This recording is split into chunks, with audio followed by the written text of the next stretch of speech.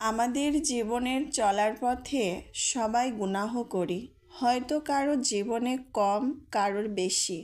আল্লাহ তাআলা পবিত্র কোরআনে বলেন, হে বিশ্বাসীরা, ভুল করছো, পাপ করছো, অন্যায় করছো, জুলুম করছো, আমার কাছে ফিরে আসো, আমার কাছে ক্ষমা চাও। আমরা একে অপরের পাপ সম্পর্কে কিছুই জানি না, তবে পৃথিবীর কেউ না জানলেও আপনার আমার রব ঠিকই জানেন। তিনি আমাদের ক্ষমা করতে পছন্দ করেন। আল্লাহর কাছে তার বান্দার চোখের পানি অনেক প্রিয়। অনুশোচনার চোখের পানি নাকের ডগা বেয়ে জমিনে পড়ার আগেই আল্লাহ তাআলা ওই বান্দাকে মাফ করে দেন।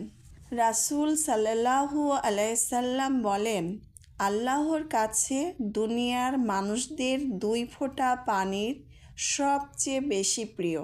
1 নাম্বার জিহাদের ময়দানে রক্তের ফোঁটা, 2 নাম্বার অনুতপ্ত বান্দার চোখের পানির ফোঁটা। অনেক মিথ্যা বলেছি, মানুষকে আঘাত দিয়েছি, অন্যায়ভাবে মানুষের সম্পদ লুটে নিয়েছি, দুনিয়ার লোভে পড়ে আল্লাহর আদেশ অমান্য করেছি।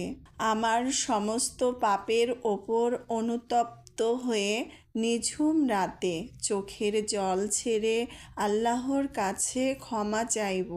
নিশ্চয়ই আমার রব আমাকে ক্ষমা করে দেবেন, আমাকে নিষ্পাপ হিসাবে তার দরবারে কবুল করে দেবেন, কারণ আমার রবের রহমত আমার পাপের চাইতে অনেক বেশি।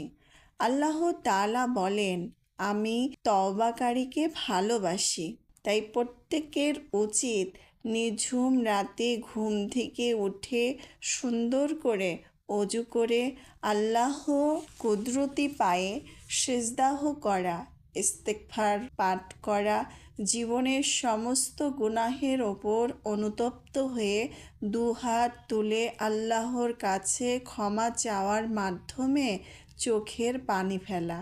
আল্লাহ তাআলা আমাদেরকে সমস্ত গুনাহ থেকে মাফ করে নিষ্পাপ হিসাবে কবুল করুক।